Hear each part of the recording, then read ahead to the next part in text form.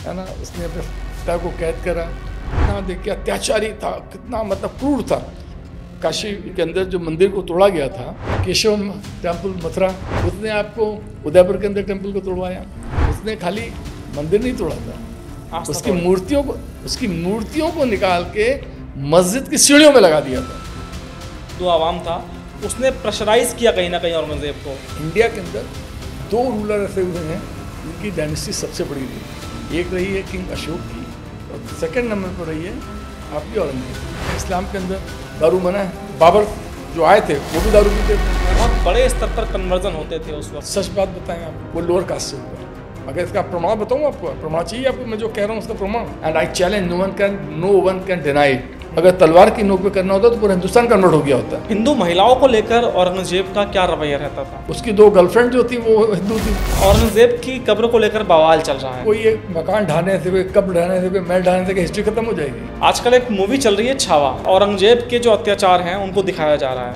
He said even if he sends his daughter, I will not accept. वो हिंदू औरतों पर क्या वाकई अत्याचार करते थे? मिडिल पीरियड के अंदर स्लेव बना लेना तो बहुत कॉमन हुआ था। जीते हुए लोगों को स्लेव बनाना बहुत कॉमन था। संभल में बाबर ने कोई मस्जिद बनवाई थी? नहीं पाया था बाबर ने 3 मस्जिदें तोड़वाई थी। क्या वाकई 300 प्लस औरतें उस मुस्लिमों के हरम में होती थी? कि संभल और कल्कि भगवान का क्या रिलेशन है?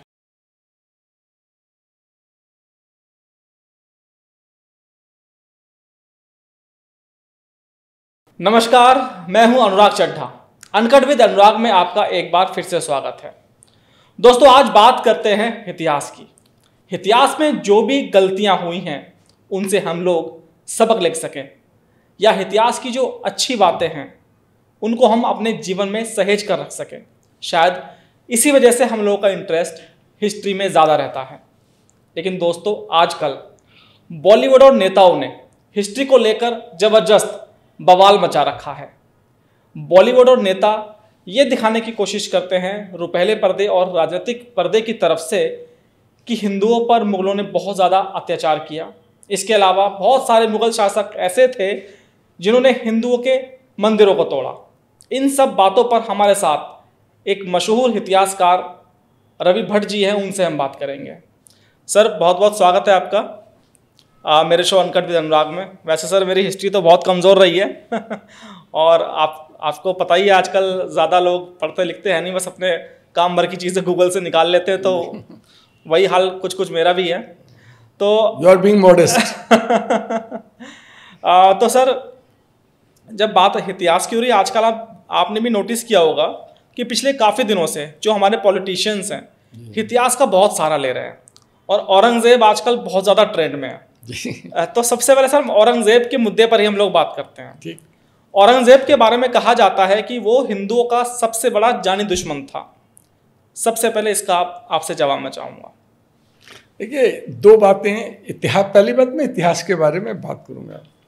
इतिहास के बारे में पहली बात तो जो हिस्टोरियन होता है उसका काम जो होता है वो अनबायस्ड होके और केवल फैक्ट्स को रीडर्स के सामने लाना, और वो कभी भी वैल्यू जजमेंट में नहीं बैठना चाहिए उसको। अगर वो वैल्यू जजमेंट में बैठा तो वो खुद पक्षकार हो जाता है।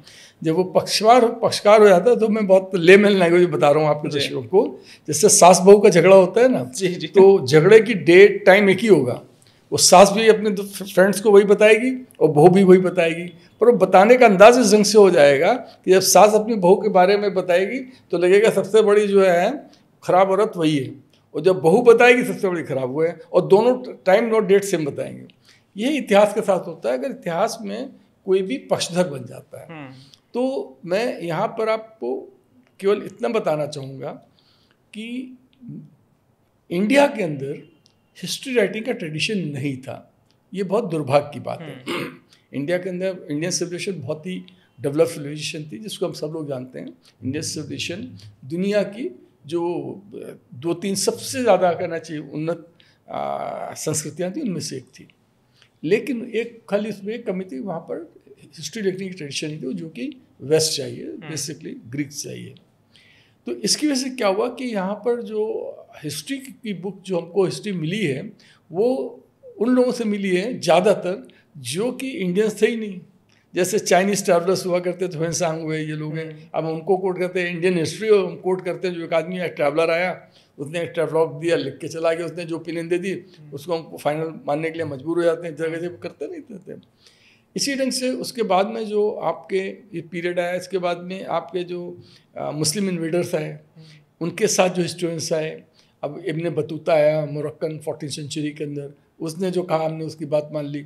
तो हुआ क्या है कि इसी तरीके से ये आते आते हो गया, इवन जो आपके 1947 तक भी पोजीशन यही थी कि जो हिस्ट्री लिखी गई है वो कोर्ट पर्ट्स ने लिखी है, कोर्ट हिस्टोरियंस ने लिखी है। वो कोर्ट हिस्टोरियन जब भी लिखेगा तो वो अपने मास्टर को प्लीज करेगा, because he is being employed in the court of a particular king और क्वीन। तो हम उससे उम्मीद नहीं कर सकते हैं कि वो जो होगा वो सही इतिहास होगा, वो अपने खाली किंग को महिमा मंडित करेगा। चाहे वो फैदी ने अकबरनामा लिखा, आईने अकबरी लिखी है, या किसी ने कुछ भी लिखा, लेकिन हमको केवल इनों से एक फ़ायदा ये होता है, एक फ़ायदा भी है वो इनों से, कि हमको डेट्स सही मिल जाती हैं और इवेंट सही मिल जाती हैं कि अगर अकबर की शादी कब हुई थी, या फलाने कोई एक बहुत ही छोटा मोटा रूलर कोई तो शादी कब हुई, कितने बच्चे हुए, कौन सी लड़ाई हुई, काम को पता लग जाता। अब मैं आता हूँ आपके क्वेश्चन का आंसर देता हूँ। तो दुर्भाग्य से चूँकि हमारे यहाँ पर हिस्ट्री लिखने ट्रेडिशन नहीं था और बाहर के लोगों ने ट्रेडिशन वो हिस्ट्री लिखी है, तो उन्होंने हिस्ट्री को डिस्टॉर्ट किया है। वो हिस्ट्री डिस्टॉर्ट हुई है। हिस्ट्री डिस्टॉर्ट इसलिए हो गई है और हमने पढ़ा वही। अगर मान लीजिए दोनों तरफ एक नेटिव हिस्टोरियंस है और एक जो है आपको बाहर का हिस्टोरियन है, और दोनों इसकी हिस्ट्री लिखते हैं और दोनों ही बायस्ड होंगे, लेकिन हम उसको दोनों को पढ़ लें तो हमको कहीं बीच में समझ में आ जाएगा क्या है। जैसे कोर्ट के अंदर जज होता है ना, दोनों पक्षों को सुनता है, बाद में उसको समझ में आता है क्या सही है। तो वो हमारे पास नहीं हो पाया। तो अभी जब यहाँ पर जो हिस्टोरियंस थे, स्पेशली मुग़ल पीरियड की जब हम बात करते हैं, तो मुग़ल पीरियड पे हम बहुत हैवली डिपेंड करते हैं। जो मुग़ल्स जो ईरानियन के जैसे फरिश्ता हुआ करता था, ईरानियन हिस्टोरियन, या और ऐसे जितने हिस्टोरियन, हमें उनके ऊपर डिपेंड करना पड़ता है। और जब उनके ऊपर डिपेंड करना पड़ता है तो हमें पूरी हिस्ट्री की पिक्चर कहाँ से मिलेगी, आप बताइए। तो वो तो हमेशा ग्रेट ही होंगे ना। तो दैट इज आंसर। लेकिन फिर भी सर, ये नेताओं के पास इतनी जानकारी है, आप तो मशहूर हिस्टोरियन हैं, तो कुछ तो औरंगजेब को लेकर आप बताइए। हाँ, औरंगजेब का मैं बताता हूँ आपको। देखिए, औरंगजेब के बारे में अगर मैं आपके सामने फैक्ट्स रख रहा हूँ, आपके दर्शकों के सामने, और मैं चाहता हूँ आपके दर्शक खुद निर्णय लें कि वो क्या था। औरंगजेब की विशेष बात है कि उसकी ज़िंदगी में 3 का बड़ा महत्व था। मैं थोड़ा इसको बहुत ऑन द लाइटर साइड मैं बताऊँ।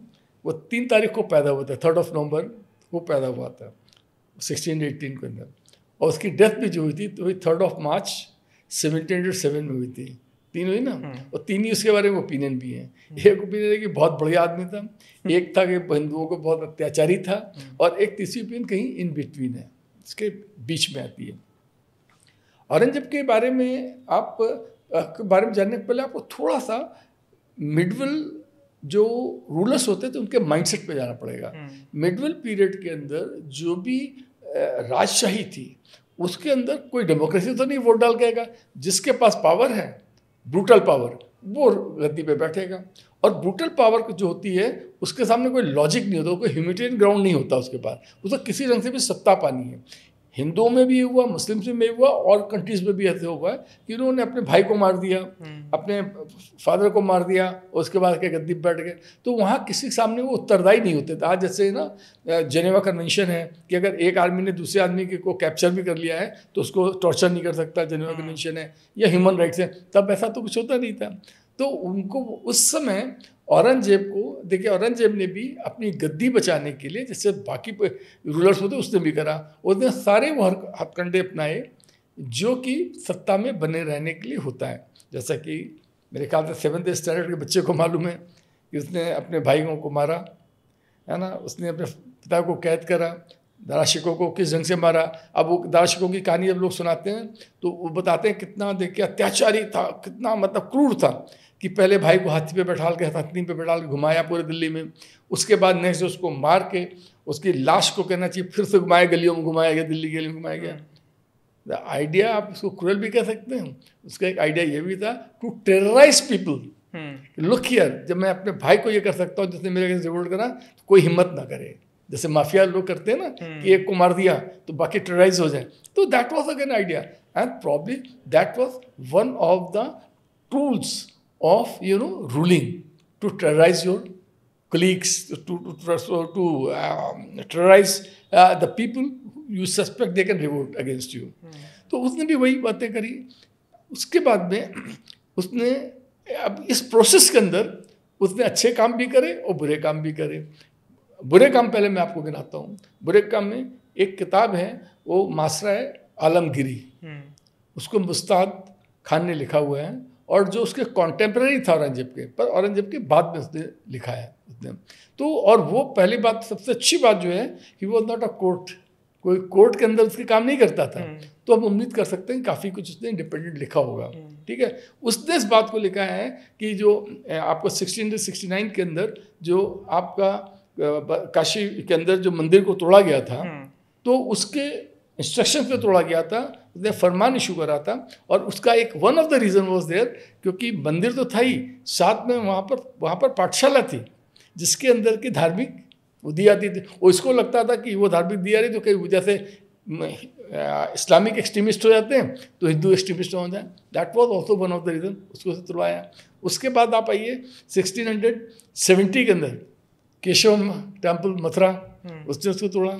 उसके बाद आप आइए, उसने ठीक उसके 1679 के अंदर उसने आपको उदयपुर के अंदर टेम्पल को तोड़वाया, और उसकी लिस्ट बहुत लंबी, जिन मंदिरों को उसने तोड़वाया, एक तो नहीं है, बहुत सारे मंदिरों को उसने तोड़वाया।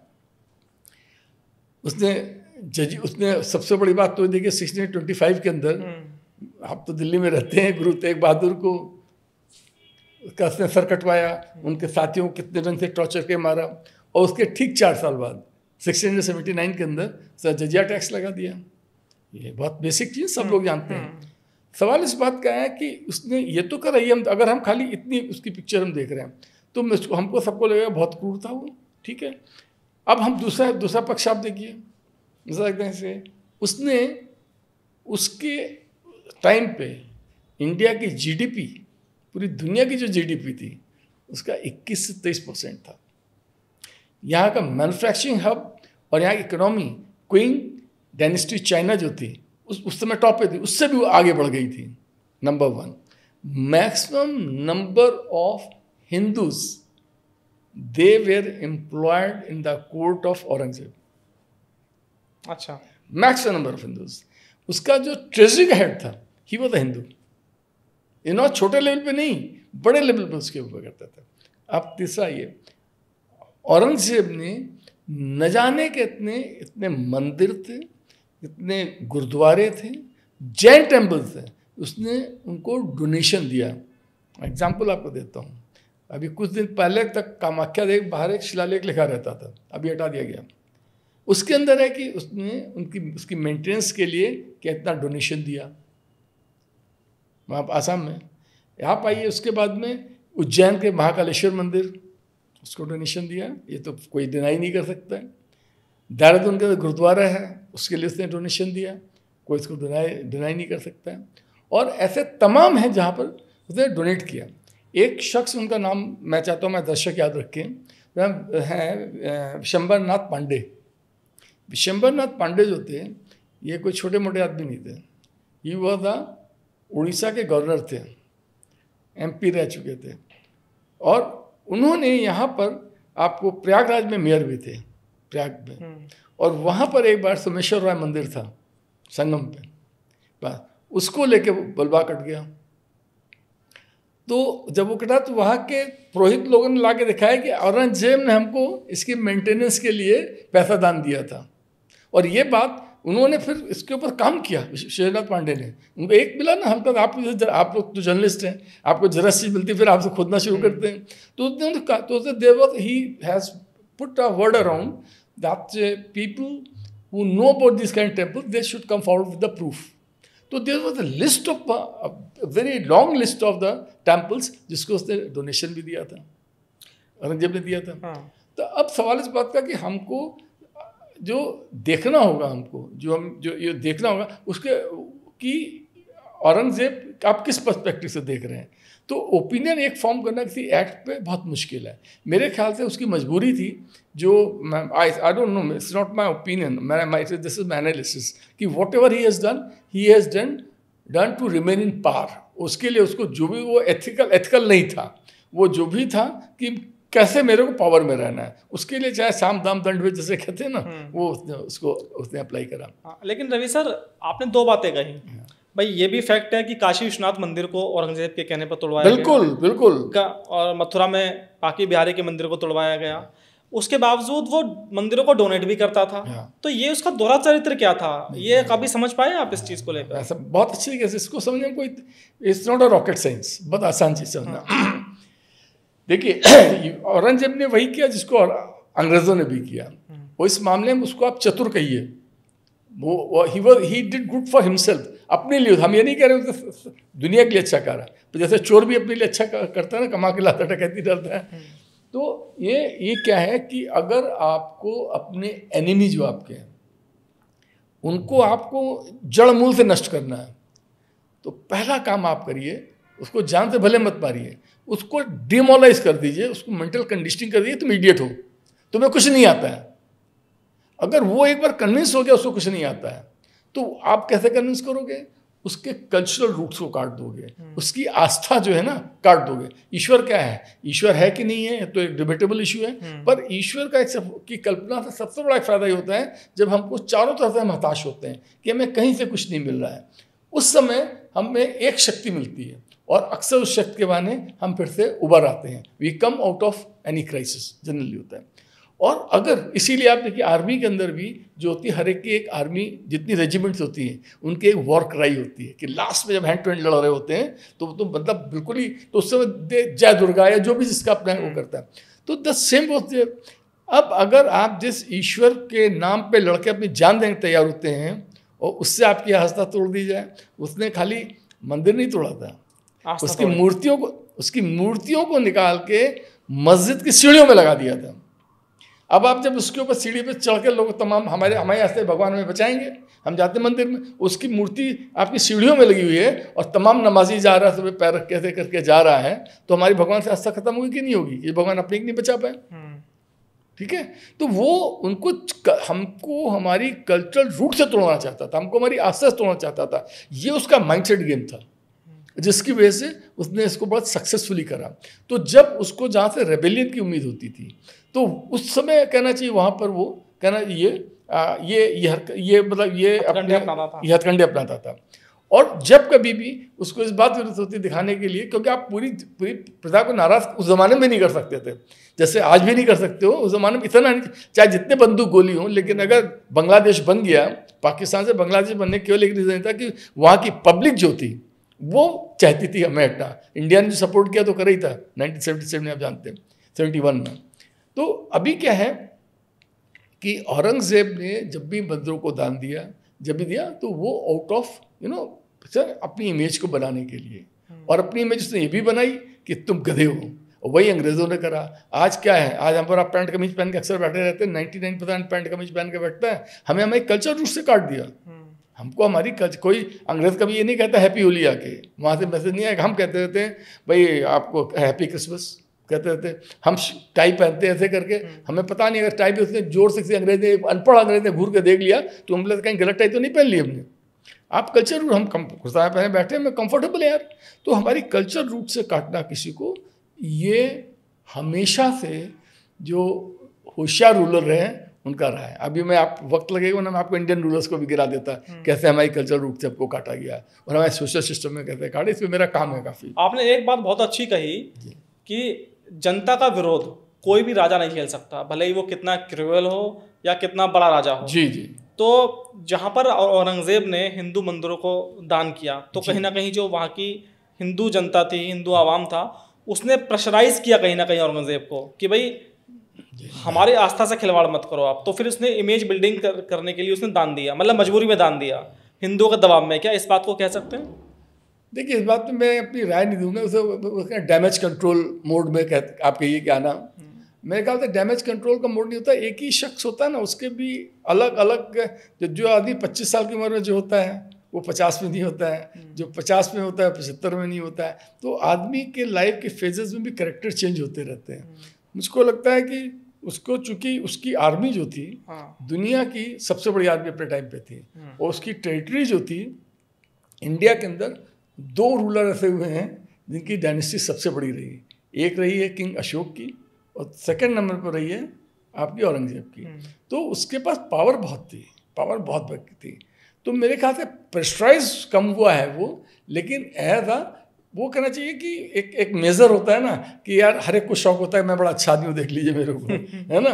एक वो भी था, और एक तो थोड़ा सा अपनी इमेज बिल्डिंग उसकी थी कि अच्छा, औरंगजेब के बारे में थोड़ा सा मैंने ये भी पढ़ा है कि शराबबंदी का कानून उसने अपने समय में लाया था वो।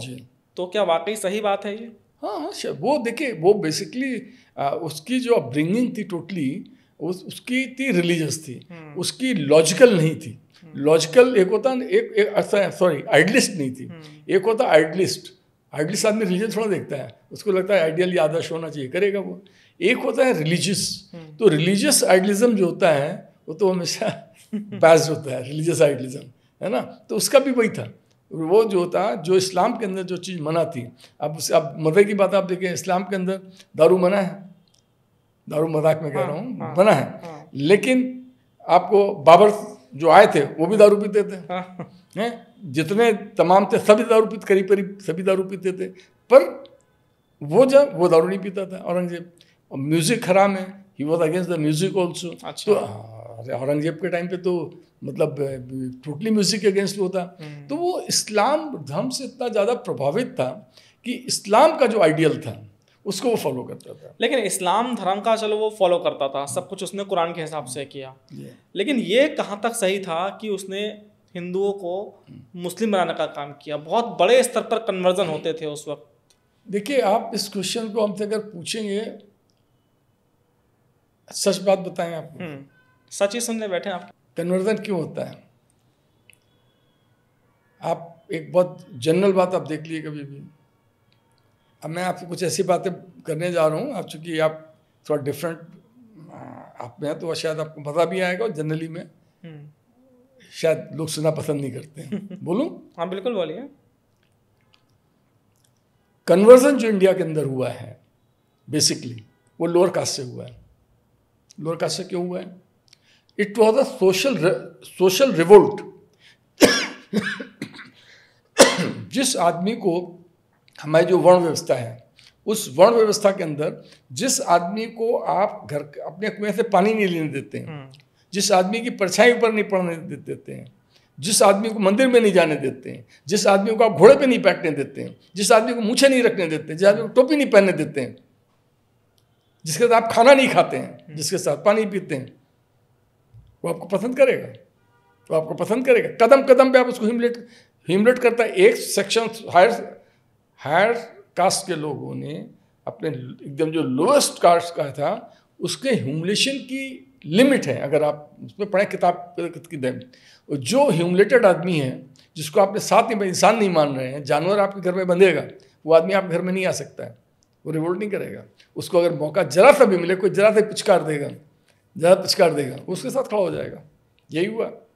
अगर इसका प्रमाण बताऊँ आपको, प्रमाण चाहिए आपको, मैं जो कह रहा हूँ उसका प्रमाण जी सुनिए आप, ये जल्दी आपको सुनने को नहीं मिलेगा। हिंदू समाज जो है, हिंदू लोगों की एक चीज़ है कि आप जब भी कहते हैं हिंदू हैं, और अब आदमी फौरन पूछता है आपकी जात क्या है। आपने कहा ब्राह्मण, या आपने जो भी कहा जात क्या है, जात पूछता है। जात केवल दुनिया के सारे रिलीजन में से केवल हिंदू में होती है। अगर जात नहीं है तो आप हिंदू नहीं है, जात बतानी पड़ेगी आपको। जो जितने भी इंडिया के मुस्लिम हैं, मेजॉरिटी ऑफ देम, एक 5% मुश्किल से छोड़ दीजिए, या मानो कोई भी परसेंट हो, 5-10% छोड़ दीजिए, जो भी हैं, जो भी मुस्लिम हैं, और जो ये उनसे आप पूछिए कि आप कन्वर्ट हुए थे तो आप किस जात के हैं, कोई जात नहीं बताएगा। और उनमें से कुछ लोग जो बताएंगे आपको, जो ठाकुर से हुए, ब्राह्मण से हुए, वो आज भी याद रख के बताते हैं हम लोग ठाकुर से पहले, हम ब्राह्मण से पहले, हमेशा बताएंगे। बाकी नहीं बताएंगे। बाकी कहानी बता देंगे कि हमारे ग्रेट ग्रैंडफादर थे, वो बुखारा थे, वो वहाँ खजूर बेचते हुए चले आए, यहाँ के कन्वर्ट हो गए, और हम लोग अरब के वहाँ फलाना वहाँ पर था, बहुत बड़ा बिजनेस था हमारे ग्रैंड का, वो यहाँ से चले आए। कहानियाँ नहीं बताएंगे। शक्ल देख लीजिए तो अरब की शक्ल कहीं नहीं, शक्ल तो यहीं का डीएनए पूरा है सबका, ये नहीं कि कुछ का। तो क्या है, उस समय जो हमारी जात व्यवस्था थी उसके अंदर जैसे ही मौका मिला, रूलर एक आया जो कि हिंदू नहीं था, और वो रूलिंग क्लास था। जैसे अंग्रेज आए तो अंग्रेजों को महत्व मिलना शुरू हो गया था, है ना। कोई अंग्रेज, वो उसको अब अच्छी पोस्ट मिल जाएगी, कि अंग्रेज है तो अंग्रेज है। वो तो निपोटिज्म जिसे कहिए, भाई भतीजावाद चलता ही है। तो अपना जातवाद भी चलता है, क्षेत्रवाद चलता है ना। दिल्ली में बैठे हैं तो पूर्वांचल का कोई, तो दूसरा पूर्वांचल को उसको उठा लाएगा। तो इनके लिए ये टेम्पटेशन भी था। पहली बात तो हमको ये इंसान मानता है, हम हिंदू धर्म के अंदर हर कास्ट वाला हमको इंसान मानता ही नहीं है। वो वाला हमको कम से कम बराबर पे मस्जिद में खड़े होकर नमाज तो पढ़ सकता है। तो उसने देखा हमें, पहली बात तो हमें बेटर ट्रीटमेंट मिल रहा है ह्यूमन बीइंग, और दूसरा हमको ये फाइनेंशियल फ़ायदा भी इस कम्युनिटी के साथ ऐड होने से हमको उसको फ़ायदा भी है, इसलिए मास कन्वर्जन हुआ। ये हकीकत है, and I challenge no one can deny it. अगर लॉजिकली ये जो आप कह रहे हैं तलवार की नोक पे, अगर तलवार की नोक पे करना होता तो पूरा हिंदुस्तान कन्वर्ट हो गया होता। बाकी लोग कन्वर्ट क्यों नहीं है, कितने % कन्वर्ट हुए? अगर तलवार की नोक पे कन्वर्ट होना था तो इस समय हिंदू एकदम माइनॉरिटीज में होने चाहिए थे। तलवार निकलती, फौज इधर लगती, लाइन से सबको करती चली जाती। बस जब जीतते जा रहे सबको करते चले जाओ। तलवार किसी गर्दन रखते तो करेगा ही भाई। औरंगजेब क्या हिंदुस्तान में गजवाए हिंद चलाना चाहता था? देखिए, वो मैंने बिल्कुल कहा, वो चलाना ही चाहता था, ऑलमोस्ट चला रहा था। वो चलाना कि वो अननोइंगली, उसकी आइडियोलॉजी रिलीजियस आइडियोलॉजी थी। उसको लग रहा था वो बहुत बड़ा काम मानवता के लिए कर रहा है। वो आप उसको अत्याचारी के उसके हिसाब से उसने अपना जीवन पूरा का पूरा लगा दिया मानवता के लिए। उसके हिसाब से इस्लाम दुनिया का सबसे अच्छा धर्म है, और पूरी दुनिया को इस्लामिक धर्म से मैं चलाना चाहता हूँ। वो होता है ना, जैसे कि कुएं के अंदर जो रहता है, कुएं के मेढक, उसको लगता है पानी इतना ही है। तो चाहे वो औरंगजेब हो या कोई क्रिश्चियन रूलर हो या हिंदू रूलर हो, अगर ओवर रिलीजियस है, उसने बाकी देखा ही नहीं, तो उसने कहा भैया यही सब माँ बाप ने समझाया तो यही सब करते चले जाओ। हिंदू महिलाओं को लेकर औरंगजेब का क्या रवैया रहता था? देखिए, ये बात जब आप कहते हैं रवैया, आप अगर औरंगजेब की बात करते हैं तो बिल्कुल, जो आप अगर जरा सा भी है, उसकी 2 गर्लफ्रेंड जो थी वो हिंदू थी, लड़कियां थी। मालूम है आपको नाम? मुझे नहीं मालूम। हीराबाई उसकी थी, हिंदू थी, और दूसरी थी उदय से महल करके है, वो थी। तो फिर उसकी क्यों थी गर्लफ्रेंड 2 हिंदू? उसकी गर्लफ्रेंड तो ऐसे ही मैंने मजाक में कह दिया, उसकी कंकुबाइन थी, रखेल थी उसकी। अब रखेल से भी किसी का एतराज हो सकता है, तो कोई और लफ्ज़ उसके लिए ढूंढ लीजिए आप लोग देने के लिए, क्योंकि शब्दों का खेल आजकल पकड़ देते हैं, मतलब आपने ये कैसे कह दिया। तो ये जब भी फौज एक दूसरे पर अटैक करती है, जब अटैक करती है फौज कहीं पर भी, तो जो नीचे लेवल का सोल्जर है, वो सोल्जर लूटपाट भी करता है। वो उसको बताए ऊपर तक कहा नहीं है तो लूटपाट करो। आज भी आर्मी आपको इन्वेट करती कहीं पर किसी की कंट्री की, तो वो लूटपाट करती है। 1857-58 के अंदर जब यहाँ पर कहना चाहिए इंडिया के अंदर अपराइजिंग हुई थी, तो उसके अंदर भी जितने भी नेपाली सोल्जर्स और Sikhs, they were on the side of Britishers, उन्होंने लूटपाट करी, सारा पैसा ऐसा लेके। अरे और तो और आपको बताया, आपको ताजुब होगा बहुत, आपके क्वेश्चन का आंसर है। आपने नाम सुना होगा विलियम हडसन का नाम आपने सुना है? अगर नहीं सुना तो बता दूं, ये वही विलियम हडसन है, कैप्टन विलियम हडसन, जिसने कि आपके बादशाह जफर के लड़कों की गर्दन काट के उनको तश्तरी में पेश कर दिया था। हुमायूं के मकबरे में जब उसको अरेस्ट किया गया था, दिल्ली के खूनी दरवाजे पे उनको मारा था। क्या था विलियम हडसन? कितना बड़ा था वो आदमी जो था, लखनऊ में मारा गया था। वो बांग्लादेश को मारा गया था लखनऊ के अंदर। यहाँ पे बेगम कोठी पे जब अटैक किया इन लोगों ने, तो वहाँ पे ये लोग जीत गए थे, जीत तो गई थे, वे उसके अंदर घुस गया लूटपाट करने के लिए, खुद पर्सनली लूटपाट करने के लिए चला गया। तो वहाँ गोली लग गई थी और बाद में मर गया नहीं से, मार्च के अंदर, बाद मार्च 1858 की बात है।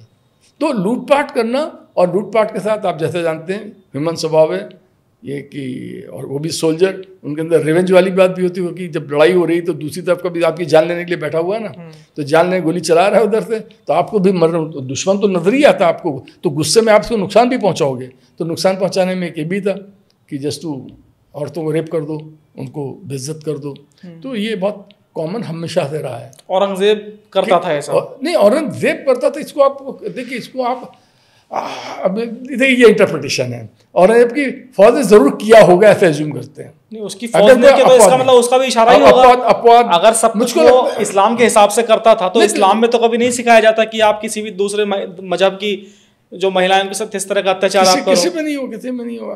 तो मेरे ख्याल से इसमें ये अतिशयोक्त हो गया कहना कि औरंगजेब के इशारे पे हुआ है। मेरे अपने ख्याल से ये सारी फौजें जितनी थी, और विशेषकर जो विदेशी फौजें थी उन्होंने विशेष तौर से जो कि किया, जैसे तो ये कोई इसके ऊपर I don't think you have a very clear answer for this, because आप उसको मैं नहीं कर रहा हूँ उसको अब ना कहिए, पर ये भी मैं नहीं कर रहा हूँ उसको कहिए, क्योंकि ये बहुत एक ग्राउंड लेवल की वॉर की रियलिटी। आपको कोई भी आर्मी का कोई भी होगा वो आपको बता देगा कि ग्राउंड लेवल पे जो वॉर होती है उसमें ये सब बहुत कॉमन है। औरंगजेब को टोपियां बुनने का बड़ा शौक था, ये बात तो हिस्ट्री में हम लोगों ने सभी शौक नहीं था उसका, वो ठीक है, वो कमाने का जरिया था उसका। हाँ, शौक भी था, कमाने का जरिया, दोनों ही उसको कह सकते हैं।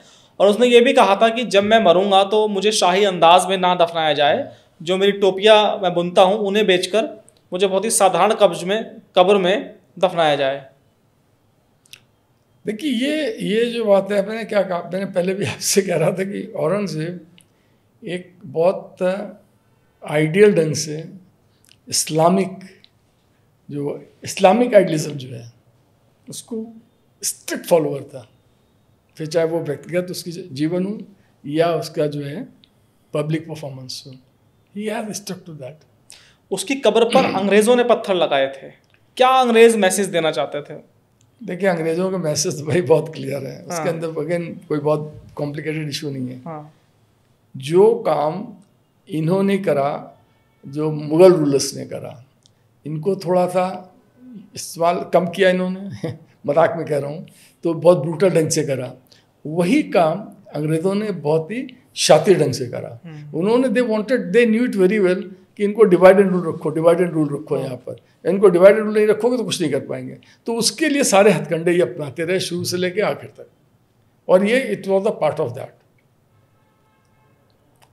औरंगजेब की कब्र को लेकर बवाल चल रहा है जी, जिसने हिंदुस्तान की सभ्यता पर कुठाराघात किया, हिंदू के मंदिर पर कुठाराघात किया, उनको तोड़ा, हिंदुस्तान में वो गजवाए हिंद चलाना चाहता था।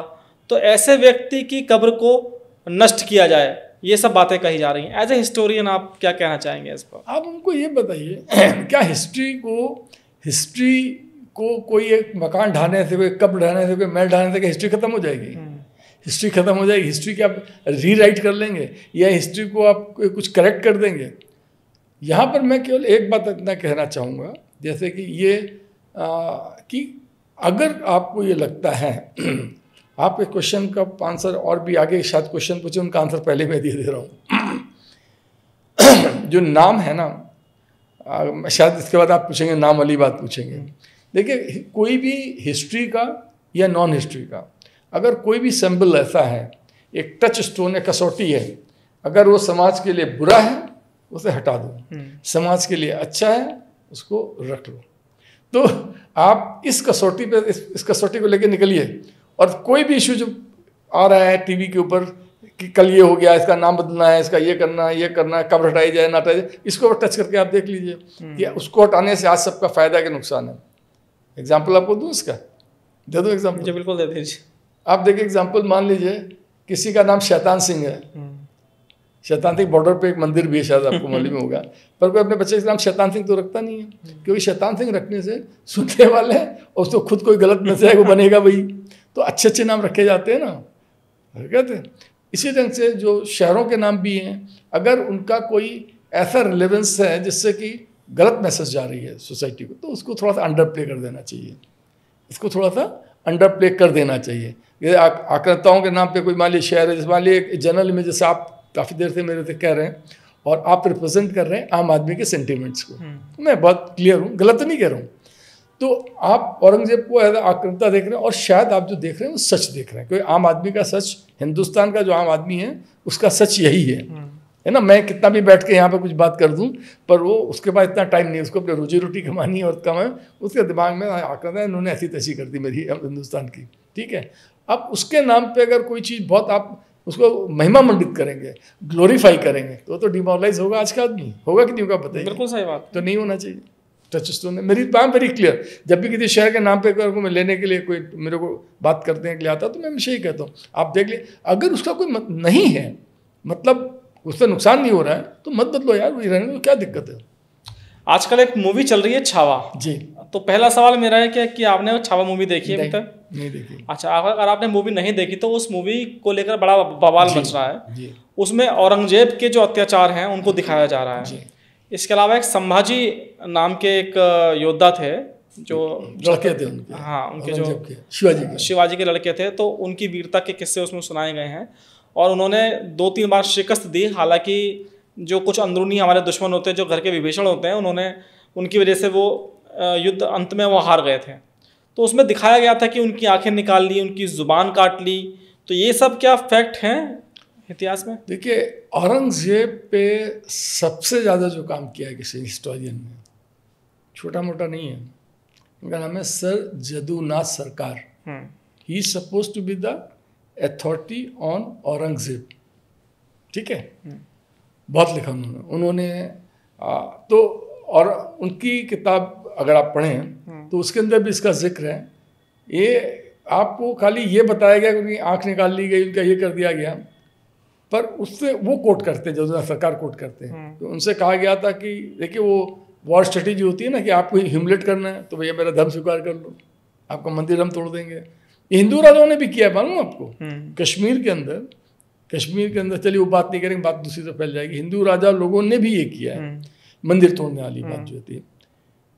ये जो इन्होंने उसको डिमोलाइज करने के लिए कहा, पहले इसको कर लो, नहीं करा। और आपको शायद एक बात मैं बताऊंगा, आपको बहुत अजीब सी लगेगी, मैं कई बार सोच रहा हूँ बोलूँ कि ना बोलूँ। इन्होंने उसको लास्ट जब ऑफर दिया गया था तो उसने कहा था, उसका जवाब से इनका था, जदूनाथ सरकार कह रहे हैं, मैं नहीं कह रहा हूँ, उसने कहा था उनसे, उसकी हिम्मत की भी बात आप कह सकते हैं, अगर उनकी तारीफ करनी तो कहा था अपनी उनकी लड़की से कह दो अगर तो शादी करें तो भी नहीं करूँगा, शादी नहीं कर दो। और बुरे ढंग से कहा था संभाजी ने, कहा था कि मतलब वो अगर करते हैं औरंगजेब अपनी लड़की को तब भी हम नहीं करेंगे। संभाजी ने शादी का ऑफर रखा था। He said कि when he sends his daughter, I will not accept, get converted। Aurangzeb के लिए कहा था उसने। औरंगजेब से को मैसेज भिजवाई थी जब उसको कहा गया था। तो इसका मतलब क्या है? गुस्सा नहीं आएगी उसको? Even if you send your daughter, I will not get converted। मतलब सेंटेंसेस डिफरेंट हो सकते हैं, मतलब यही था। तो गुस्सा नहीं आएगी? आप बताइए मेरे को। मैं डिफेंड किसी की नहीं कर रहा हूँ ना औरंगजेब को, ना मैं थोड़ा सा एक ये कोशिश कर रहा हूँ, if I put my self in his shoes तो क्या होगा। ये मैं नहीं कह रहा हूँ, ये इन्होंने कहा, जदूनाथ सरकार ने कहा है। तो इसीलिए उसने संभाजी के ये जिसे कहते हैं जीभ कटवा दी, आंखें निकाल दी। अब दिस इज व्हाट, गुस्सा आ जाएगा तो मेरे ख्याल से, मैं सोच रहा हूँ ऐसा हुआ होगा, मैं श्योर नहीं हूँ कि उन्होंने निकलवा दिया। काम तो क्रूअल है ही है, कोई भी कहेगा कितनी भी हमारे आपकी लड़ाई हो जाए यार, लेकिन ये तो कोई भी नहीं कहेगा सही चीज़ है। पर मेरे ख्याल से वो भी सही बात नहीं थी उसने जो कह दिया होगा जो भी। तो वो देखिए, ये जो है ना, एक हम लोग के साथ बहुत दिक्कत ही होती है, हम जब भी हिस्ट्री को देखते हैं तो हम everyone has his own set of values. आज की हमारे जो सेट ऑफ वैल्यूज़ हैं, हम उस सेट ऑफ वैल्यूज़ से उस समय किसको चेक करना चाहते हैं, वही दिक्कत है। हम आपको अभी की बात ले लीजिए, लिव इन रिलेशनशिप के अंदर आज मेट्रो सिटीज़ में लोग रहते हैं, वो एक्सेप्टेड है आज। और आज से 50 साल पहले यहीं अभी कोई लाठियाँ चल जाती, यहाँ पर खून खराबा हो जाता, लिव इन नहीं एक्सेप्ट करते थे ना। आज से 50 साल पहले लड़कियाँ जीन्स पर नहीं दिखती थी, आज से 50 साल पहले दुपट्टा अगर कोई लड़की ना डाले तो माना बड़ी बेशर्म सी है, आज दुपट्टा तो कहीं नहीं। तो सेट ऑफ वैल्यूज़ चेंज हो रही है ना, तो सेट ऑफ वैल्यूज़ भी थी। वैसे शादी है, अब शादी अक्सर कहते हैं फलाने ने इतनी शादी कर ली, इतनी शादी कर ली। अरे भाई, शादी तो यहाँ पर भी होती थी पहले उस समय, तो उस समय सेट ऑफ वैल्यूज़ दूसरी थी, आज सेट ऑफ वैल्यूज़ दूसरी कि भैया एक ही शादी करो। तो हमें किसी चीज़ को खराब और अच्छा कहने के पहले उस कालखंड के अंदर वो क्या जो मानव मूल्य थे, मानव सामाजिक मूल्य हमारे थे, तो उस हिसाब से हमको चीज़ों को देखने का प्रयास करना चाहिए। तो सर, आपकी बात सुनकर मुझे लगता है कि जो इतिहास हमको पढ़ाया जा रहा है जी, उसको तोड़ मरोड़ कर उसको पेश किया गया है। देखिए, थोड़ी सी बात तो मैं आपकी एक्सेप्ट करूंगा, थोड़ी सी बात मैं आपकी पार्शियली एक्सेप्ट कर रहा हूँ और कोई ऐसा नहीं कर रहा हूँ, पर मेरे को भी लगता है, मैं अपनी ओपिनियन थोप नहीं रहा हूँ। देखिए, यहाँ पर जो पहला जो था एजुकेशन मिनिस्टर कौन था? अब्दुल कलाम आज़ाद। थे, आज़ाद साहब थे। आज़ाद साहब का बैकग्राउंड क्या था? उनका नाम मौलाना था। मौलाना उनके नाम क्या लिखा रहता था? उनके फादर उनको मौलाना बनाना चाहते थे। तो कुछ इतिहासकारों का ये ऐसा दावा है कि चूंकि वो पैदा भी वहीं हुए थे, वहाँ उनके फादर जो थे, उनका नाम मैं भूल रहा हूँ, वो मक्का मदीना में काफ़ी वक्त तक रहे थे और ये पैदा भी वहीं हुए थे। 1888 के अंदर पैदा हुए थे मौलाना आज़ाद, जो हमारे एजुकेशन मिनिस्टर थे। और उसके बाद उनकी पढ़ाई लिखाई भी वहीं पर काफ़ी हुई थी। और इनके फादर चूँकि मौलाना फैमिली के थे तो वो भी इनको मौलाना बनाना चाहते थे अपने लड़कों को। और उसके बाद में जब ये यहाँ पर भी आए हैं तो आने के बाद में ये बन गए एजुकेशन मिनिस्टर। अब देखिए, जो मैं औरंगजेब के लिए कह रहा हूँ, क्योंकि उसको रिलीजियस उसका आइडियलिज्म था, तो ये कोई बड़ी बात नहीं होगी कि ये जो हमारे एजुकेशन मिनिस्टर बने थे, इनका भी रिलीजियस आइडियलिज्म कहीं कुछ वैल्यूज चिपकी हो, उनकी रह गई हूँ। मेरे साथ भी वैल्यू हो सकता है मेरी चिपकी हो, मैं खुद पता नहीं लगा, आप लोग बता पाएंगे या कोई दूसरा बता पाएगा। एक्चुअली हिस्ट्री को लेकर भी 2-3 बातें मैं बात कंप्लीट कर दूँ जी। तो उसके बाद में राइट विंगर्स का ये कहना है, और शायद थोड़ी बहुत बात में सच्चाई भी हो, कि वो जब एजुकेशन मिनिस्टर बने हैं तो उसके बाद में उन्होंने ये उनका एफर्ट था, क्योंकि किताबें जब इंडियन हिस्ट्री की जो लिखी गई टेक्स्ट बुक वगैरह में आई हैं तो स्क्रीनिंग तो वहीं होगी ना, एजुकेशन मिनिस्ट्री तो करेगी ना, तो वहाँ पर उनको ग्लोरीफाई कर दिए। ये आक्षेप है, हो सकता है कुछ किसी हद तक सच्चाई भी हो। उनको ग्लोरीफाई किया गया, उनकी कमियों को हटाया गया। जैसे छोटी कमी मैं बताऊँ आपको, छोटी सी कमी बताऊँ आपको, अकबर द ग्रेट कहते हैं, आप कहते हैं अकबर द ग्रेट। भाईजान ये हमको बताइए, चित्तौड़गढ़ का जो वो कहना चाहिए लड़ाई हुई थी, उसके अंदर जीतने के बाद अकबर ने 2 स्टेट में 25 से 30 हज़ार लोगों के बीच में अनआर्म्ड लोगों को स्लॉटर करा दिया था, कराया था। ये कहाँ का जस्टिफिकेशन है? ये ग्रेटनेस की कौन सी परिभाषा है भाई? मैं कतई नहीं कर रहा हूँ ग्रेट था या नहीं था, मैं I am not giving my opinion, but I simply want to say, अगर उसको हिस्ट्री की बुक से आपने किनारे कर दिया है तो गलत किया ना। चित्तौड़गढ़ कोई छोटी बात तो नहीं थी, है? तो वो इस ढंग के तमाम ऐसे किस्से हैं। और ये जो चीज़ है ना, ये बता दूं आपको, ये हिस्ट्री के अंदर बहुत कॉमन है। इस ढंग की कमियां हिस्ट्री में, इंडिया में नहीं पूरी दुनिया में कॉमन है। क्योंकि जो आदमी हिस्ट्री लिखता है उसकी अपनी सेट ऑफ वैल्यूज़ होती हैं, और वो कितना भी कोशिश कर ले कि उसमें ना जाए। एक बहुत फेमस हिस्टोरियन हुआ, उसका नाम है हेनरिक विलियम वॉन लून। उसकी किताब कभी लग जाए तो हाथ जरूर पढ़िएगा, और मैं अपने दर्शकों को भी रिकमेंड करूँगा। वो मिलती नहीं, आउट ऑफ प्रिंट थी आज से करीब 25-30 साल पहले, 40 साल पहले आउट ऑफ प्रिंट थी, अब शायद मिलती हो। उसका नाम है द स्टोरी ऑफ मैनकाइंड। उसके अंदर लिखता है कि no matter how hard a student tries to be unbiased, पर कहीं ना कहीं वो अनबायस्ड होता ही है। हमारी आपकी लाइकिंग हम बड़े होते हैं, लाइकिंग डिसलाइकिंग तो रहती है ना, वो उस पर हम जब लिखने लगते हैं तो हो जाता है। इसीलिए बहुत जो नेटिव हिस्टोरियन होता है वो बहुत इनसिग्निफिकेंट अपने साइड की जो अचीवमेंट्स होते हैं ना, उसकी बड़ी हाईलाइट करके लिखता है। अगर 1857 के अंदर हम एक छोटी सी लड़ाई जीत गए थे, चिन्हट की लड़ाई, यहाँ पर एक जगह है, तो उसको बड़ा लिखा, अच्छा लड़ाई जीत गए। वो कितनी हारे उसके बारे में बताएंगे। मैं गद्दारों ने हरा दिया, हम हारे तो गद्दारों ने हराया, और जीते तो अपने शौर्य की वजह से जीते। ये क्या बात हुई भाई? ये बात हुई? कोई बात नहीं हुई ना। मैं याद दोनों ही तरफ शौर्य। सर हिस्ट्री को लेके भी आपकी बात पूरी हो गई शायद? हाँ बिल्कुल। हिस्ट्री को लेकर भी सर अलग अलग चीज़ें हैं। जो मतलब आरएसएस प्रो हिस्टोरियन है वो अलग बातें करते हैं, जो लेफ्टिस्ट हिस्टोरियन है वो अलग बातें करते हैं। तो इन सब के बीच में फंसी आम जनता जो हिस्ट्री को जानने को के लिए जिज्ञासु है। इसके अलावा बहुत सारी चीज़ें ऐसी हिस्ट्री में दिखाई गई हैं कि जो हमारे लड़ाके थे, जो हमने युद्ध मुगलों से जीते, उनके बारे में बहुत कम बताया जाता है। हल्दी घाटी का युद्ध, हमारे औरंगजेब से जो जो लड़ाइयाँ हुई हिंदू शासकों की, उनमें से बहुत सारी हमने जीती भी, उनमें हिस्ट्री का जिक्र नहीं है। इसके अलावा बहुत सारी चीज़ें ऐसी हैं। काल भोज नाम के योद्धा थे जिन्होंने अरब से लेके ईरान और कहाँ कहाँ जाके उन्होंने मुस्लिमों को मारा, तो वो भी हिस्ट्री में जिक्र नहीं है। तो ऐसी बहुत सारी तमाम चीज़ें हैं। खैर सर, अब मेरा सवाल आपसे ये है कि जो मुग़ल थे वो हिंदू औरतों पर क्या वाकई अत्याचार करते थे? शायद मैंने इसके बारे में भी बोला था आपसे जी। देखिए, नहीं, एक अत्याचार तो रेप वाला हो गया, एक अत्याचार दूसरा था कि वो हिंदू औरतों को अपने कब्जे में लेकर क्या उनको व्यापार में वो लोग डालते थे। देखिए वो बहुत उस मिडिल पीरियड के अंदर स्लेव बना लेना तो बहुत कॉमन हुआ था, जीते हुए लोगों को स्लेव बनाना। बहुत कॉमन बात थी। तो स्लेव बना के, अगर वो फीमेल हुई, स्लेव बना के उनको बेचा भी गया है, इसमें कोई शक नहीं है। और आपको होता है स्लेव बना के बेचा गया, आप यही देख लीजिए, वो खाली हिंदुओं के साथ नहीं हुआ है, उन्होंने अपने साथ भी किया है। आपने एक दिल्ली में आप रहते हैं, कुतुब मीनार आपने देखी है, सबने देखी है। कुतुब मीनार किसने बनवाई थी? कुतुब ऐबक ने बनवाई थी। कुतुब ऐबक कौन था? मोहम्मद घोरी का वन ऑफ द कमांडर था। जब उसने 1192 के अंदर पृथ्वीराज चौहान को हराया मोहम्मद घोरी ने, सेकेंड वॉर ऑफ तरान में, बैटल ऑफ तरान में हराया, तो उसके बाद में कुतुब ऐबक को छोड़ चला गया था।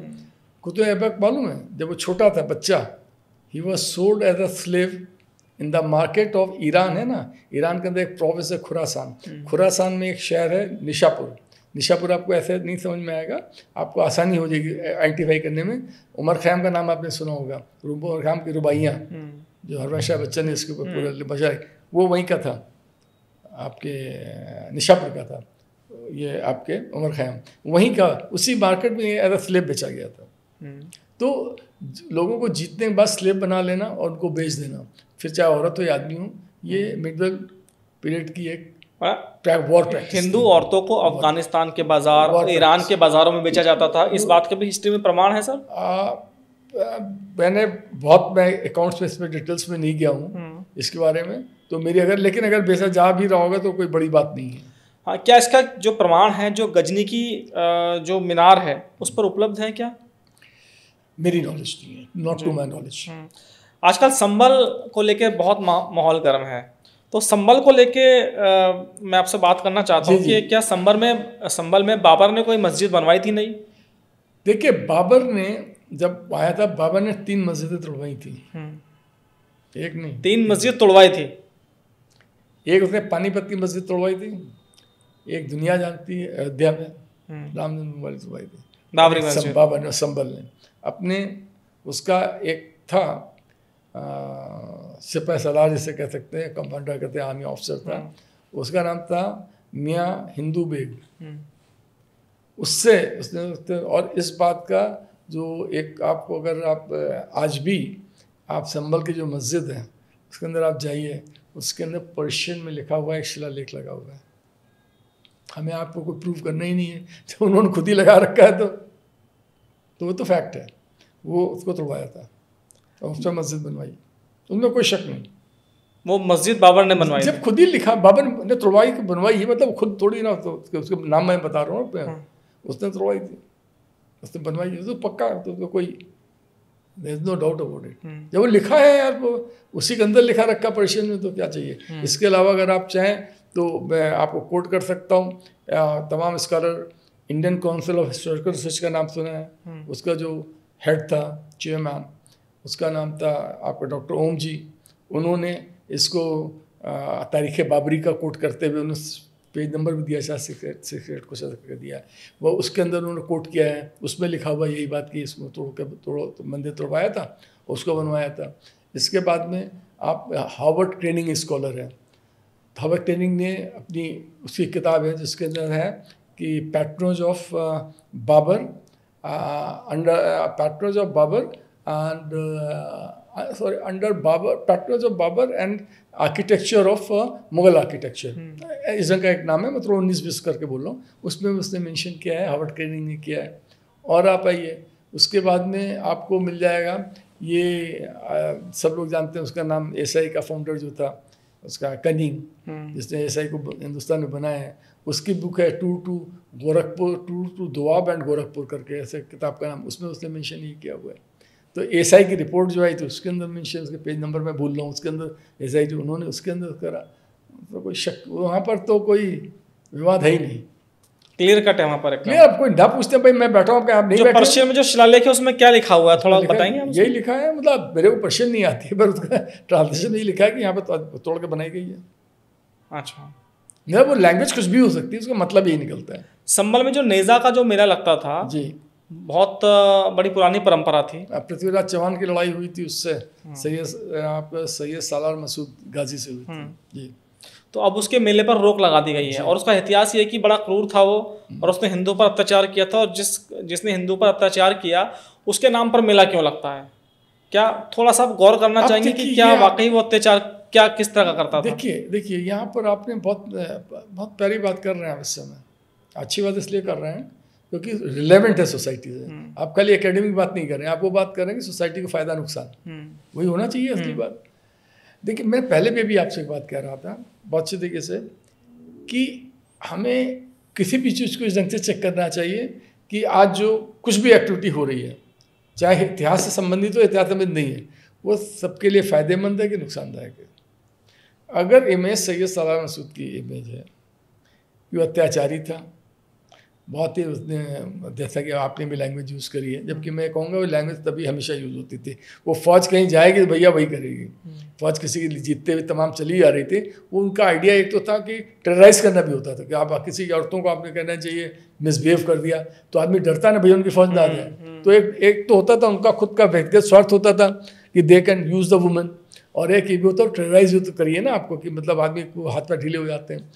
तो उन्होंने किया होगा, ज़रूर किया होगा, जब मिडिल एज के सारी फौजें करती थी ये तब। तो ये इसके उसके नाम और उसकी इमेज, जैसे मैंने कहा सैयद आजम की इमेज जो है, जो जनमानस में उसकी जो है इमेज, वो भी वही है जो आप बता रहे थे। तो उसके नाम पे अगर मेला करा जाएगा तो एक सेक्शन ऑफ सोसाइटी जो है जिसमें मेजॉरिटी है तो डिमोलाइज तो बस होगी डिमोलाइज तो आप बताइए होगी कि बिल्कुल बहुत स्वाभाविक है। अब वो सही है कि गलत उस पर तो जाइए नहीं, पर परसेप्शन तो ये सबका कि वो था। तो मेरे ख्याल से अगर अब ये शासन का काम है, मैं कहता हूं जिसका परसेप्शन गलत था उसके नाम पर मेरा तो वैसे भी नहीं लगना चाहिए। बस खत्म। अच्छा, संभल का, और आपने बात बिल्कुल सही कही इससे। अगर परसेप्शन गलत है, हिस्ट्री के अंदर कौन जाता है। अभी आप किताब हॉलीवुड की बात भी शायद कुछ कर रहे थे, आप कहिए उसकी बात कर लीजिए अगर आप चाहें तो। संभल को लेके थोड़ा सा एक मैं आपसे और बात करना चाह रहा था कि संभल और कल्कि भगवान का क्या रिलेशन है, क्या कनेक्शन है।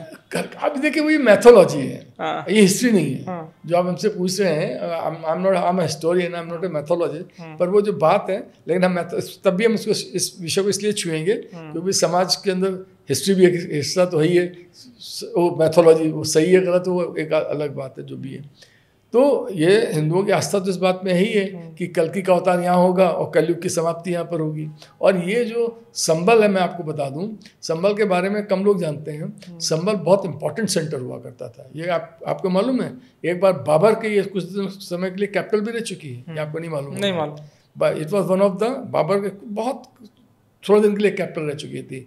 इसके अलावा ये आपको तुगलक जो हैं, उसका पे मैं नाम बोल रहा हूँ, उनकी भी वन ऑफ द कैपिटल्स रह चुकी है। मोहम्मद बिन तुगलक, उसकी 4 साल तक रही है। ये रीजनल कैपिटल रह चुकी है। बाबर की भी हो सकता है रीजनल कैपिटल ही हो, it's not very clear, but Babur का वहाँ पर हेडक्वार्टर्स हुआ करते थे कुछ समय के लिए, बहुत दिनों के लिए। इसके ये Sambhal was a very important religious place for Hindus. It was not an ordinary place. It was a very religious place. है ना? और यहाँ पर तमाम मंदिर थे, एक दो नहीं थे, तमाम मंदिर थे। और वो जो कुआं मस्जिद के पास में है उसका तो अच्छा खासा दिख रहा है, उसके अंदर है। और आप देखिए, अगर कोई किसी भी जगह से अगर धर्म जुड़ जाएगा तो इम्पोर्टेंट तो किसी भी समाज में हो जाए, चाहे इस्लाम हो चाहे क्रिश्चियन हो, तो उसके अंदर जब वो इतना धार्मिक महत्व का स्थान था तो बड़ा भी बढ़ेगा, फैलेगा, फूलेगा। जबकि पॉपुलेशन वाइज वहाँ की जो थी, पॉपुलेशन जो थी एक ज़माने में मुस्लिम्स की बहुत ज़्यादा थी, और शायद अभी भी मेरे ख्याल से बराबर पे या हिंदू कम है।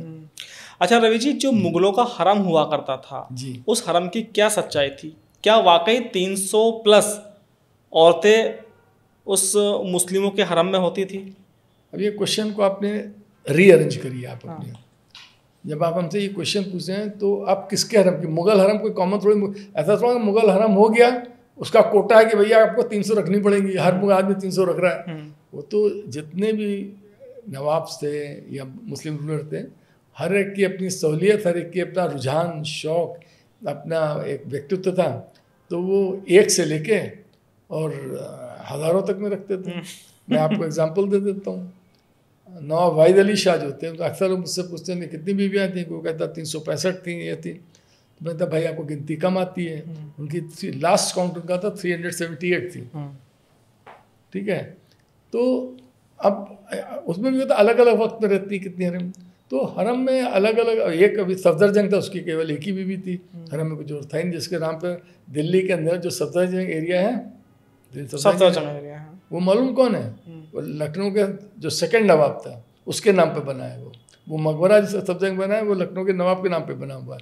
और क्योंकि लखनऊ का नवाब जो था वो यहाँ के नवाब होने के साथ साथ, क्योंकि जो अकबर था उसने अपने पूरे किंगडम को अपने पूरे राज्य को 12 सूबों में पहली बार डिवाइड किया था। उन 12 सूबों में से एक सूबा अवध था और हर सूबे के अंदर उसने एक असिस्टेंट अपना अपॉइंट किया था पूरे हिंदुस्तान में। तो इसके अंदर जो वर्ड है, एक नायब आपने सुना होगा, नायब दरोगा, नायब तहसीलदार, नायब मतलब डिप्टी। तो डिप्टी उसने अपॉइंट, तो ये सब नायब है, ये अरबिक वर्ड है नायब। और इसका प्लूरल जो है वो है नवाब, ये प्लूरल है। लेकिन over a period of time शब्द अपने अर्थ बदलते हैं ना, जैसे तो ये सिंगुलर से प्लूरल से सिंगुलर हो गया। अब एक को भी नवाब कहा जाने लगा उस ज़माने से ही। तो यहाँ के नवाब जितने नवाब होते थे उनमें से अक्सर एक तो डिप्टी होते थे, वहाँ से भेजे जाते थे, ये सब वहाँ दिल्ली से आते थे अपॉइंट होके यहाँ होते थे। और एक अक्सर इन लोगों की एक पोस्ट जो होती है वो दिल्ली दरबार में भी होती थी।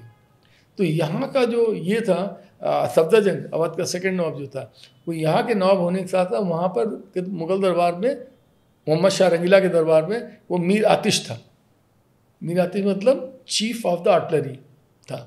और उसके बाद में 1748 के अंदर पहली बार अहमद शाह अब्दाली ने जब अटैक किया था इंडिया पे, टोटल 8 बार किया, पहली बार किया था, तो उससे लड़ने के लिए मोहम्मद शाह रंगीला ने इसको बुला लिया यहाँ से। और अपनी फर्स्ट अपने उसका लड़का था, उसका नाम अहमद शाह नाम था वो, और उसका जो चीफ ऑफ द आर्मी था उसका नाम था कमरुद्दीन। और एक राजा जयपुर को बुला लिया और कहा भैया जाओ उनको फेस करने के लिए। ये जब वहाँ लड़ने के लिए जाते हैं तो वहाँ पर लड़ाई शुरू होती है। लड़ाई शुरू होने के में फ़ौरन एक गोला आता है, उसके स्प्लिंटर आके लग जाता है कमरुद्दीन की डेथ हो जाती है। अब चीफ ऑफ द आर्मी की डेथ हो जाए मुगल वाले तो वहाँ भगदड़ मच जाएगी। तो it was kept a secret, हमेशा आर्मी में होता, छिपा लेते, बताते नहीं है वरना पब्लिक डिबा भागेगी। उन्होंने वही करा। उसके बाद में तब तक पता लगे राजा जयपुर को, लड़ाई चल रही 2 घंटे करीब लड़ाई चली। इसे कहते हैं बैटल ऑफ मौनपुर कहते हैं इसको, हिस्ट्री में कहते हैं। तो बैटल ऑफ मौनपुर जगह का नाम था। तो लड़ाई चल रही, जैसे राजा जयपुर को पता लग गया कि भाई कमरुद्दीन मर गया, वो घबरा के भाग गया जयपुर सेनाओं को लेके। अक्सर जयपुर के लोग बुरा मान जाते हैं जब मैं बोलता हूँ। अब बचे, अच्छा मुगल आर्मी में भी भगदड़ मच गई, लेकिन सफदरजंग ने अकेले दम पे अहमद शाह अब्दाली को हराया था, पहली बार हराया था। जब हराया था तो इससे खुश होके अहमद शाह ने, ये लोग लौट रहे थे दिल्ली की तरफ, तो जब लौट रहे थे तो उसी समय खबर आती है कि मोहम्मद शाह रंगीला की हो जाती है डेथ। तो 48 छुपाया गया था इसको, वहाँ भी छिपाया गया था। मज़ा आ गया आपसे बात करने में, वहाँ भी छिपाया गया। ये बहुत कॉमन प्रैक्टिस है। यहाँ खबर आ जाती तो वहाँ तो छिपा लिया जाता है, पर अपने बेटे को तो बताएंगे बेटे देता। तो यहाँ जैसे आता तो बस ये लोग रास्ते में होते हैं। तो ये क्या करता है, सफदरजंग क्या करता है, उस कैंप में ही उसको जो भी मटेरियल मिलता है उसका एक क्राउन बनाता है और ले आके सफदरजंग के सर पर रख देता है। कहता है भाई आप जो है हमारे बादशाह से बन गए। ये इतना खुश हो जाता है, कहता है पर आज से तुम्हें मुबारक, तुम मेरे वजीर हो गए। तो वो लंबी कहानी है, फिर कैसे क्या होता है। अच्छा सर, हम हरम की बात कर रहे थे। हरम का जीवन कैसा होता था? असली हकीकत क्या थी हरम की? हरम किसे कहते हैं? आज जो हरम मैंने पढ़ा कि हरम आप जिस दिन से बोल रहे हैं उससे बड़े नेगेटिव कनोटेशन निकल रहे हैं, नकारात्मकता उससे झलक रही है। Harem means the ladies quarter, female quarters, wives के क्वार्टर्स जो होते हैं उनको हरम कहते थे। ये चूँकि ये हमारा शब्दों का जैसे इनको इस्तेमाल करने लगे, तो हरम जो होते थे, हरम उनके फीमेल क्वार्टर्स होते थे, तो अपने हरम में रख दिया, तो हरम में रख दिया। उनका वो महिलाओं का इस्तेमाल करते थे। तो मैं आपसे इस्तेमाल क्या करने का मतलब है, इस्तेमाल वर्ड आपने जब यूज़ करा है, इस्तेमाल वर्ड क्या भाई, हरम जहाँ पर उनकी बेगमें रहती थी वो जनरली हरम कहलाता। तो बेगम से तो शादी करते थे वो। अब आपको तो आपकी बात गलत नहीं है, आपकी बात गलत नहीं है, पर टेक्निकली बात मैं बता रहा हूँ कि ये लोग शादी करी आपने, एक से ज़्यादा आपने शादी कर ली। अब शादी करके अब वो एक से ज़्यादा शादी जब होगी तो यूज़ करने के लिए होगी। कोई आपको इश्क तो होगा नहीं कि 500 लड़कियों से या 200 लड़कियों से हो जाए, इश्क तो होना नहीं है। पर हरम जो होता है, हरम में लेडीज क्वार्टर्स तो होता था। अच्छा सर, एक सवाल मेरा आपसे ये है कि जो मराठों का इतिहास है, क्या वो वाकई हमें कम पढ़ाया गया है? मुझको लगता है कि मराठा जो, ये आप जो पूछ रहे हैं, आपकी बात में बहुत दम है। हाँ। आपकी बात में इसलिए कि चूंकि at the end of the Marathas चूंकि हार गए थे थर्ड बैटल ऑफ पानीपत 1761। और क्यों हारे थे मालूम है आपको? नहीं मालूम। सफदरजंग ने अब्दाली को हराया था, उसका बेटा था शौदौला, उसने अब्दाली का साथ दिया था। अब्दाली वहाँ से आया, जैसे आप अभी कह रहे थे ना विभीषण, अब क्या कह रहे थे, अपना घर का भेदी। वो एक रोहेलखंड के रोहेलेस बरेली की वो, और शौदौला ने उसको फाइनेंस किया था। किसको? अब्दाली को फाइनेंस किया, और अपनी फसल से लड़ा भी था। तो ये जो आप कह रहे हैं कि चूंकि विजेता जो होता है उसके बारे में बहुत लिखा जाता है, और जो हारता है उसके बारे में कम लिखा जाता है, फिर चाहे वो अंग्रेज़ हो या मुगल्स हो।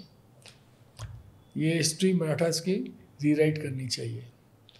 करेक्टर मेरे को लगता है उनके बारे में कम लिखा गया है, ऐसा लगता है। मैं गारंटी नहीं दे रहा हूँ, जो मैं कह रहा हूँ सही कह रहा हूँ, और शायद इसीलिए मैं गारंटी नहीं दे रहा हूँ, मैं सही कह रहा हूँ, शायद जो लगता है मेरा वर्ड, शायद इसीलिए बॉलीवुड ने बीड़ा उठाया है कि वो पहले पर्दे के जरिए जो मराठा वॉरियर्स हैं उनकी वो हिस्ट्री को बता सके।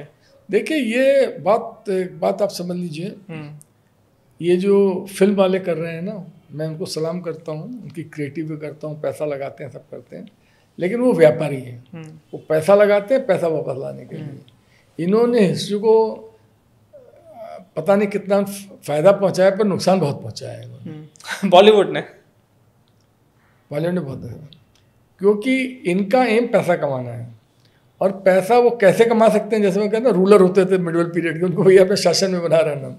इनके साथ भी इन्होंने अब एक दरअसल, आप बताइए, ये अनारकली कोई करेक्टर हुआ है? पूरे मुगल आजम बन गई हिस्ट्री के अंदर। अनारकली करेक्टर हमको बताइए। मुगल आजम ऑल टाइम हिट मूवी थी, जैसे इधर शोले उधर मुगल आजम। अनारकली कोई करेक्टर है? नहीं है। इसी ढंग से जोधा भाई करेक्टर है, बना दिया उन्होंने। और आई है आपको एक दो बात नहीं, पद्मावत जो भी उन्होंने बनाई थी, मेरे पास टीवी वाले तमाम आए थे तब भी आ रहे थे, जो तब उसका नाम उन्होंने बदला। तो एक नहीं, ये लोग को इनको तो पॉपुलर सेंटीमेंट्स को एक्सप्लॉइट करने की कोशिश करते हैं। ये पॉपुलर सेंटीमेंट्स कभी कभी अच्छा काम भी करते हैं, भी बता दूँ। कभी कभी एक आध मूवीज़ नहीं चली हैं और उसके अंदर इन्होंने बहुत अच्छा काम करा है। जैसे पेंडारी उसके लिए कहते हैं लुटेरे होते थे, आपने पढ़ा होगा, तो उसको उन्होंने दूसरा परसेप्शन दिखाया था। तो ये मैं नहीं कह रहा हूँ सब नालायक खराबी करते हैं, ऐसा तो नहीं ना, हर जगह अच्छे बुरे लोग होते हैं, पर इन लोगों को हिस्ट्री डिस्टॉर्ट बहुत करते हैं। अब उनको दिखाना है कि हमारा इंडियंस को इन्हें वीरता दिखाई है तो पिक्चर चलेगी। अच्छा सर, वैसे हिस्टोरियन बायस्ड नहीं होते, होते हैं नहीं चाहिए। हाँ। मैं कह रहा हूँ हिस्टोरियन को नहीं होना चाहिए, पर ज़्यादातर हिस्टोरियन बायस्ड होते हैं, इसलिए कभी भी एक हिस्टोरियन को पढ़ के ओपिनियन नहीं बनानी चाहिए। अगर मेरी आप राइटिंग्स कभी देखिएगा, मैं हर जगह एक फैक्ट पे 3 लोगों को कोट करता हूँ। इसीलिए मेरा आपसे सवाल ये है जी कि हो सकता थोड़ा आप इसका सवाल का जवाब ना देना चाहें, आप किसी एक ऐसे हिंदू योद्धा के बारे में बताना चाहते हैं जिसके बारे में हमने कभी ना सुना हो या बहुत कम सुना हो, और जिसने जो मुग़ल शासक थे उनकी नाकों में चने चबवा दिए? एक नहीं, बहुत है। एक नहीं, ये इनके साथ खाली मुग़ल ही नहीं, अंग्रेज़ों को भी ये एक इस बात की बहुत सख्त ज़रूरत है, बहुत सख्त ज़रूरत है। देखिए, जैसे अच्छे बुरे आदमी हमेशा हुए हैं, इसी रंग से जो सत्य के लिए खड़े होने वाले लोग भी हर युग में हुए हैं और हर शहर में हुए हैं, हर रीजन के अंदर हुए हैं। तो इसके अंदर एक बहुत ज़रूरी है कि इसके ऊपर एक, बल्कि गवर्नमेंट को चाहिए थोड़ा सा कि इसके ऊपर काम होना चाहिए। इसमें एक नहीं, इसमें बहुत सारे होंगे, और मैं नाम जानबूझ के नहीं लेना चाहूँगा। एक आध हैं जिनको मैं दिल से बहुत अप्रिशिएट करता हूँ, बहुत अप्रिशिएट करता हूँ, और उनको उनका ड्यू नहीं मिला, पर वो इंडियन है, वो इंडियन है, हिंदू नहीं है, इंडियन है। तो वो क्योंकि फिर गलत मैसेज जाएगा। लेकिन ये जो है कि अगर आप बहुत जोर देंगे तो मैं नाम भी एक आध बता तो क्योंकि एक तो थोड़ी ना, अरे आप गलत बात से लड़ने के लिए आप आज भी देख लिए बहुत पैसे, आप एक जनरल हम कहते हैं ब्यूरोक्रेट्स करप्ट होते हैं, और आप भी जानते हैं, हम भी जानते हैं ब्यूरोक्रेट करप्ट होते हैं। ये कहते हुए मेरे को दुख हो रहा टीवी के ऊपर, आप भी मानते हैं नहीं मानते? आप एज ए जर्नलिस्ट 1000%, इसमें कोई परसेंट वाली बात ही नहीं है, बट उसमें अच्छे भी होते हैं कुछ, हर ब्यूरोक्रेट्स गलत नहीं होता, लेकिन मेजोरिटी वही है, मेजोरिटी में वही है ना, करप्ट है। ये बहुत दुर्भाग्य की बात है, लेकिन उनमें भी कुछ कभी कैसे कहते हैं, तो इसी ढंग से वो जो है वो वीर योद्धा सच के लिए खड़े होना, अपना सब सेक्रीफाइस करना, बहुत लोग हैं, बहुत लोग हैं। अच्छा सर, थोड़ा सा वक्फ बोर्ड के बारे में आपसे बात करना चाहूँगा जी। वक्फ बोर्ड का इतिहास क्या है? 1913 के अंदर शुरू हुआ था ये, और ब्रिटिश टाइम पे बना था, काउंसिल ऑफ वक्फ करके शुरू हुआ था, इन्होंने बनाया था।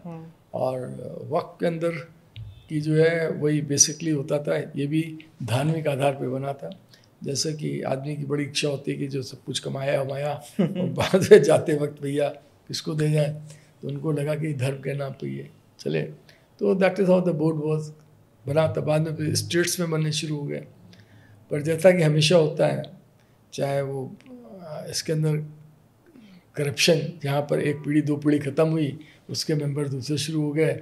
जो बोर्ड बनता था वक्फ बोर्ड, तो जो वक्फ कोई बनाता था, तो जो पैसे वाला आदमी बनाता था खूब बड़ा बना दिया उसने, चला गया। तो बाद के अंदर इसके अंदर फिर माल प्रैक्टिसेस शुरू हो गई कहीं पर भी, जैसे कि समाज के हर जगह होती हैं। तो उसको लेके आजकल कंट्रोवर्सी चल रही कि वक्फ बोर्ड के अंदर ये होना चाहिए। जैसे 1990 शायद 5 के अंदर या आसपास दोबारा भी इसके अंदर चेंजेस आए हैं, इसका सब है। एक सर मेरा सवाल आपसे ये है कि आज वक्फ बोर्ड के पास भारत में इतनी ज़मीन कैसे है? बहुत स्वाभाविक है, जो लोगों ने ज़मीन दी है उनको। जो पहले देखिए हुआ क्या है, आप यूँ समझिए, एक रूलिंग क्लास था। रूलिंग क्लास पहले कौन था? पहले मुस्लिम्स थे, और उनके बाद में जो आए वो अंग्रेज आए। तो गरीबी और अमीरी एकदम से तो ख़त्म होती नहीं है। तो तब भी ब्रिटिश टाइम पर भी मुस्लिम लोगों के पास बहुत प्रॉपर्टी थी, इन कंपेयर टू हिंदूज, क्योंकि ये रूलिंग क्लास को बिलोंग करते थे ना। तो वो जो इनके पास प्रॉपर्टी जितनी थी, उनमें से जिनके बच्चे नहीं होते थे, या यूं भी जिनको लगता बच्चे अपना जो करना करें तो हम इसको वक्त एक बना दें, तो इसलिए इनके पास बहुत प्रॉपर्टी है, बहुत ज़मीन इसलिए इनके पास है। भाई रईस लोगों का ये खेल है ना।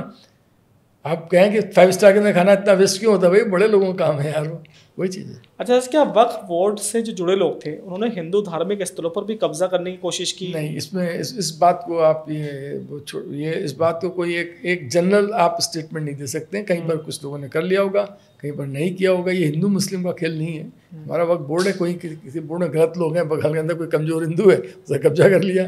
तो ये जैसे बाकी जगह आदमी का लालच काम करता है, वैसे यहाँ पर काम किया। अच्छा सर, कार्यक्रम के अंत में मैं आपसे ये जानना चाहूँगा कि जैसे हिस्ट्री को मोड़ा तरोड़ा गया है, खूब गया है ना, खूब गया है, और हिस्ट्री को पूरी दुनिया में किया। जो राजनेता हैं वो अपने हिसाब से यूज करते हैं। हाँ, बिल्कुल सही कहा। अगर चाहे भारतीय जनता पार्टी की अगर बात करें तो उसने मुगलों के ऐसे पॉइंट उठा लिए जिसमें अत्याचार उसमें हिंदुओं ने किया है। अच्छा, जो विपक्ष है वो ऐसे मुद्दे उठाता है जिसमें औरंगजेब की जो मानवता दिखाई जाती है। तो ये हमारे समाज के लिए ये क्या है, इसका महत्व? देखिए, अभी आप थोड़ा सा इतिहासकार हूँ, इसलिए एक कहते हैं चोर चोरी से जाएगा, हेरा फेरी से जाएगा। मैं आपको इतिहास में ले चलता हूँ। पूरी दुनिया के अंदर, ये खाली इंडिया की बात नहीं, पूरी दुनिया के अंदर जितने भी रूलर्स हुए हैं वो जनरली रिलीजियस नहीं थे। जनरली, जैसे औरंगजेब था रिलीजियस एकदम, ये एक्सट्रीम है। जनरली रिलीजियस नहीं होते हैं, लेकिन दुनिया के हर भूभाग के अंदर का रूलर जो है उसने धर्म के सहारे रूल करने की कोशिश करी है। तो उसने he has invariably almost all the rulers in all the ages, they tried to exploit the sentiments of the masses for being in ruling seat. That is what they did. तो वही अगर धार्मिक होते तो कोई भी जो रूलर है दूसरे देश पे कभी आक्रमण करता ही नहीं। मिडवल पीरियड के अंदर तो जो अपना राज बढ़ा ले उसे हम कहते बड़ा पराक्रमी राजा कहते थे, कहते हर मंच का बड़ा सीमाएं बढ़ाई। हमें सीमाएं क्या बढ़ाई भाई? आपकी सीमा जब से घुस गया दूसरे कब्जा कर लिया। आज हम आपका सामान चोरी कर लें, डकैती डाल दो तो आप कहते हैं डकैत हैं, और आप दूसरे से जो कमज़ोर राज्य उससे अपने राज्य मिला लिया, हम उसको कहते हैं पराक्रमी है। तो पराक्रमी रिलीजियस थोड़ी ना, वो तो डकैत हुआ। एक उस पॉइंट ऑफ व्यू देखिए तो वो उस ज़माने में ये जो जैसे खाने के बाद खाने के बाद, रोटी के बाद और मकान के बाद जो सबसे ज़्यादा चीज़ आदमी किसी क्लोज होती है वो होती है धर्म। तो रूलर्स ने हमेशा धर्म को हर युग में मतलब उस समय भी धर्म का इस्तेमाल राजनीति के लिए होता था, हमेशा हुआ है। वो धर्म युद्ध कहते हैं भाई, मुस्लिम भी तो कहते हैं जिहाद क्या है। हाँ। जिहाद क्या है? धर्म युद्ध है। मुस्लिम भी वही कहते हैं। ये जो हमारे अब हमें उसमें मत घसीटिए, वो धार्मिक बातों में लंबा हो जाएगा। वो सब धर्म के नाम पे करते हैं भाई। राजा लोग सबसे बड़े धार्मिक बनते हैं। अच्छा सर, लव जिहाद की सच्चाई क्या है हिस्ट्री में? देखिए वो हिस्ट्री में लव जिहाद नाम का कोई शब्द था?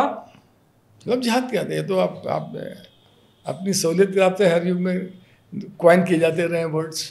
भाई एक लड़का लड़की है, उनको इश्क हो गया है, उन्होंने अपना इश्क किसी वजह से भी हुआ है, तो पता नहीं। इश्क में तो सब कुछ साफ साफ बताना चाहता है कि अगर मुस्लिम है तो बताए कि मैं मुस्लिम हूं। किसने क्या दिया से बताना चाहता है? लड़के की तनख्वाह कुछ होती बताता है कुछ और है, लड़की को खर्च करने की औकात होती है, 200 रुपये खर्च करता है, 500 रुपये बाद में शादी वादी करता है, यार तुम काम चलाओ। मतलब मुगलों के टाइम में लव जिहाद नाम की कोई चीज़ नहीं थी?